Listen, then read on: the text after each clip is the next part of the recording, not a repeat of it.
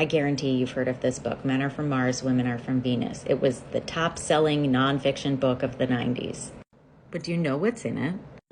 This podcast did a really good job deep diving into this, but just put your listening ears on for a sec.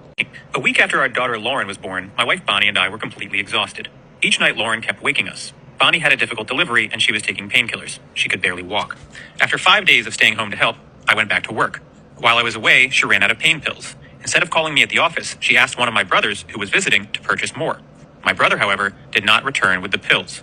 Consequently, she spent the whole day in pain, taking care of a newborn. I had no idea that her day had been so awful. When I returned home, she was very upset. I misinterpreted the cause of her distress and thought she was blaming me.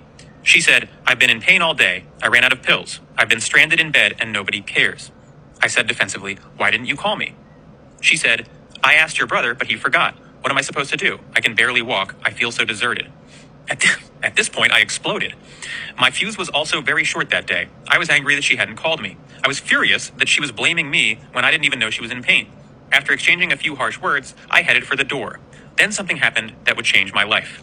Bonnie said, "Stop. Please don't leave. This is when I need you the most. I'm in pain. I haven't slept in days. Please listen to me."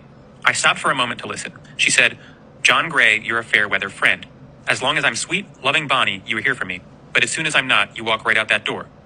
Then she paused, and her eyes filled up with tears. As her tone shifted, she said, "Right now I'm in pain. I have nothing to give. This is when I need you the most. Please come over here and hold me." I walked over and silently held her. She wept in my arms. After a few minutes, she thanked me for not leaving. That day, for the first time, I didn't leave her. I stayed, and it felt great. I marveled at how easy it was for me to support her when I was shown the way. There's so much bad advice in this book, but it gives me these vibes. 10 years after we had been together, when I started to think for the first 10 years I was thinking, well, of course she has no capacity for reason. I don't understand a word she's saying. But then I kept noticing that she was right. Basically, he wrote an entire book about his dysfunctional relationship and how women love to complain.